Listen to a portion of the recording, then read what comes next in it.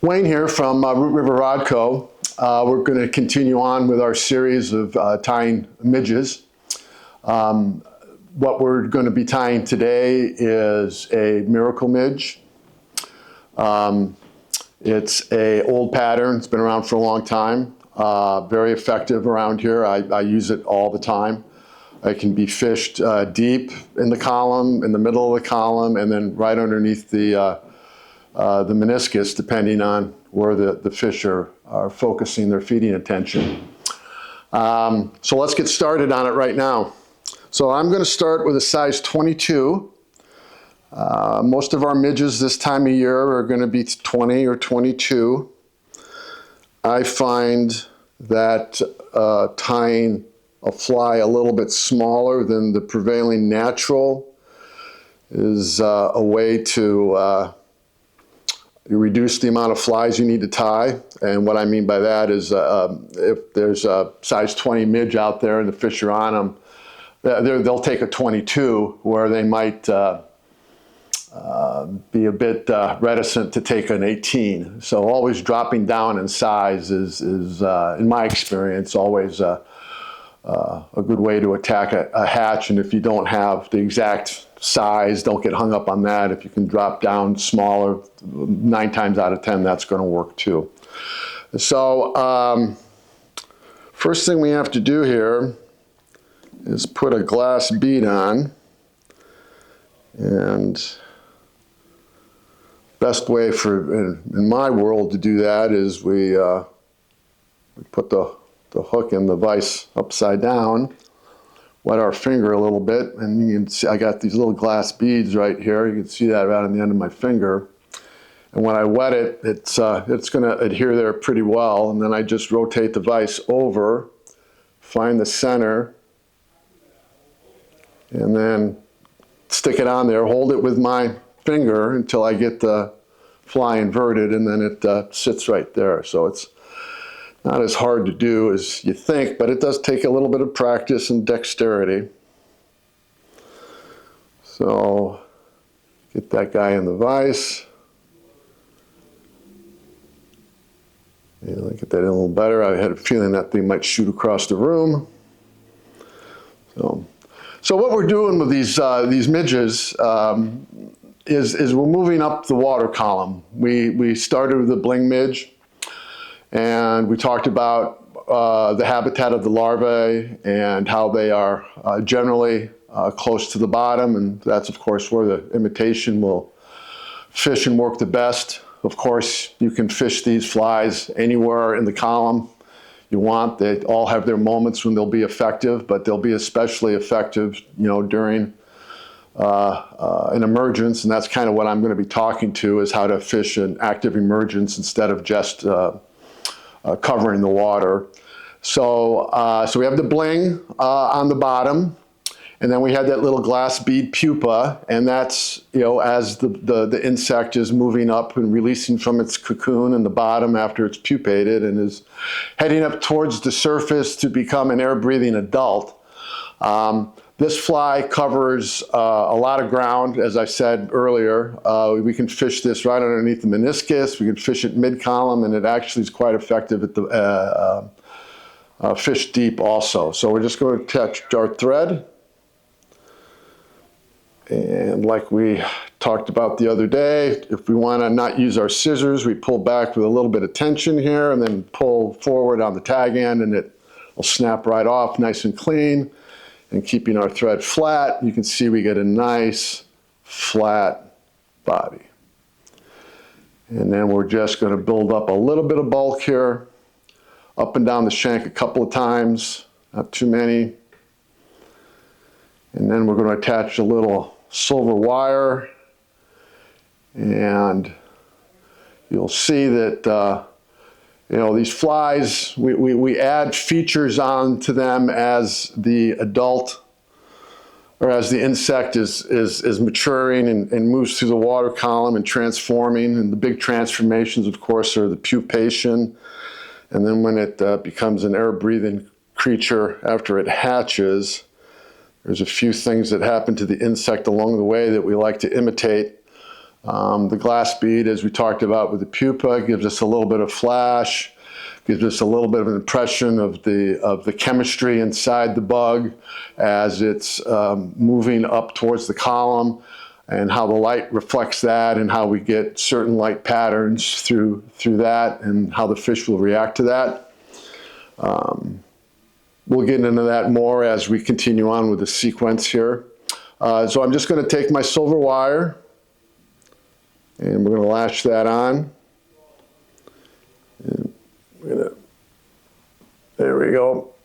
I got it by the tag, and there I got a little bit of a tag here, so I'm just going to pull it straight through. And then with a little pressure along the side here, I'm going to get that wire to conform to the shape of the hook shank, which is what I want. And then I'm just going to move the thread back up to the head here. And then, as we did with the other flies, we're just going to give a nice rib with this silver wire.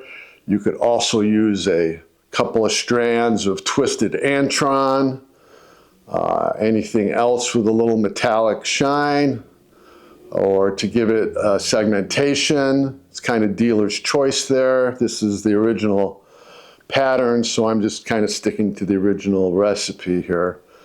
But all of this can be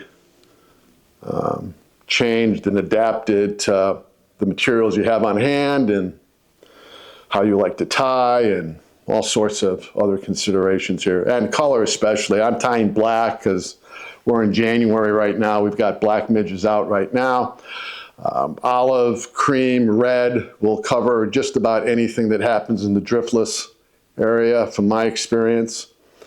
We're helicoptering, and we're getting that break off of that wire, and then we're just going to move the thread down a little bit, create a flat base for our next step here, which is we're going to put a little shiny wing on. I'm using a little sewing thread here. It's called Glamour Madura. It's just a shiny little thread. You could use antron, you could use a couple of pieces of crystal flash. I don't think it's particularly, you don't need to be specific to exactly with this material or that material. You're looking for an effect you're trying to create, and there's lots of materials that do the same thing that this does, which is add a little bit of a white wing and a little bit of shine to it. So what I'm doing here is I'm going to attach this Glamour Madura, but as you can see that the butts are a little uneven here. And in small flies, that's a big deal, because if you got little fibers here and there that aren't even, it affects the way that the materials attach to the hook, and the durability, and the overall neatness of the fly. So what you do is I wet it down a little bit, and then I come in with my scissors and I just make sure I clip it square. So now that it's square, I got everything even. So I don't have to do a lot of overlapping to attach this. I can just get it right here. You can see I didn't even have to pull it through because all the tips were even. And then I'm just going to go down 3 or 4 wraps, maybe a quarter of the length of the hook, and I have my wing here. Now, one thing that I like to do is I like to reinforce this wing and stand it up at the same time.